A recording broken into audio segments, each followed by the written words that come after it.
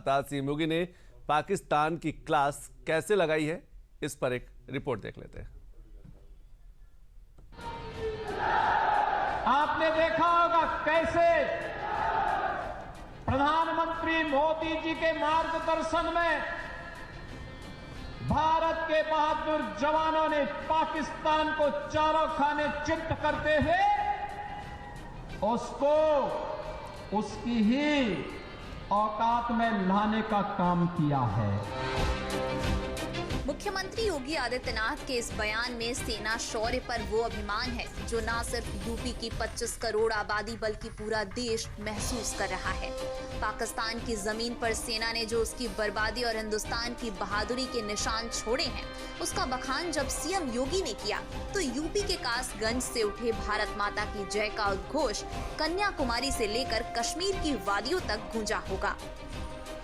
Uniform की क्या कीमत होती है और उसका क्या महत्व होता है, आपने अभी ऑपरेशन सिंदूर के माध्यम से पाकिस्तान की कमर को तोड़ने वाले भारत माता के बहादुर जवानों के शौर्य के माध्यम से देखा होगा।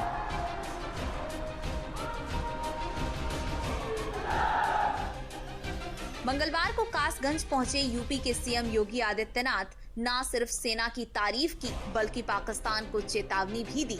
सीएम योगी ने बताया कि कैसे भारतीय हमले से लाचार पाकिस्तान ने भारत से गुहार लगाई थी। सीएम योगी ने सेना की हिम्मत और हौसले की तारीफ तो की ही, साथ ही सेना की हौसला अफजाई करने वाले पीएम मोदी की तारीफ में भी कसीदे पढ़े। सीएम योगी ने दुनिया को बताया कि कैसे पीएम मोदी की अगुवाई में कैसे सेना को सशक्त और एडवांस बनाया गया है। अगर हमारे पास मजबूत सेना नहीं होती, भारत माता के पास बहादुर जवान नहीं होते, तो पाकिस्तान जैसे दुश्मनों के रहते हुए देश की जनता कैसे सुरक्षित रहती, कैसे सुरक्षित रहती। अब तो भारत ने बता दिया है कि अगर हमारे एक नागरिक को भी छेड़ोगे तो अपने अस्तित्व के लिए जूझोगे, अपने अस्तित्व के लिए जूझोगे। पाकिस्तान दुनिया के अंदर गुहार लगा रहा है कि जान बख्श दो एक बार। बहनों और भाइयों, ये इसलिए क्योंकि पिछले 10 वर्ष में प्रधानमंत्री मोदी जी के नेतृत्व में सेना के आधुनिकीकरण को लेकर के, सेना के सुदृढ़ीकरण को लेकर के लगातार कार्य हुए हैं। इसीलिए भारत की सेना दुश्मन के किसी भी प्रकार का मुकाबला करने के लिए सदैव तत्पर रहती है। अगर कभी दुश्मन ने कोई जरूरत की तो उसके घर में घुस करके उसको मार करके उसका काम तमाम करने की पूरी क्षमता भारतीय सेना के पास है। सीएम योगी ने कासगंज की धरती से पाकिस्तान को जमकर लताड़ा भी और साथ ही ये भी बता दिया कि नया भारत अपने देश की आन बान और शान का मान रखने में खुद सक्षम है। सीएम योगी का कासगंज दौरा कई और मायनों में खास रहा। सीएम योगी कासगंज में पुलिस लाइन के उद्घाटन के लिए पहुंचे थे, जहां उन्होंने 724 करोड़ की कई विकास परियोजनाओं की सौगात दी। कासगंज को 724 करोड़ रुपए की परियोजनाओं की सौगात। परियोजनाओं में सड़क निर्माण, पुल निर्माण, पेयजल योजनाओं का लोकार्पण। अलीपुर बरबारा में सहसवान के मध्य गंगा नदी पर पुल का लोकार्पण। अंबापुर, सिद्धपुरा, पटियाली मार्ग के 1 किलोमीटर से 16 तक मार्ग का लोकार्पण। कासगंज में नए पुलिस लाइन का उद्घाटन किया। नगर पालिका कासगंज परिषद में पुनर्गठन पेयजल योजना का शिलान्यास। मुख्यमंत्री मॉडल कंपोजिट विद्यालय ग्राम नवादा का शिलान्यास। कासगंज में पुलिस लाइन के उद्घाटन के दौरान सीएम योगी ने नए भारत की नए यूपी की तस्वीर भी पेश की और साथ ही 8 साल पहले यूपी की बदहाली के लिए समाजवादी पार्टी को अपने निशाने पर भी लिया। याद करिए 2017 के पहले का उत्तर प्रदेश कोई सुरक्षित नहीं था। सायंकाल होते होते सड़कों पर कर्फ्यू जैसा दृश्य दिखाई देता था। उपद्रवी और उत्पाती सड़कों पर आकर तांडव करते थे।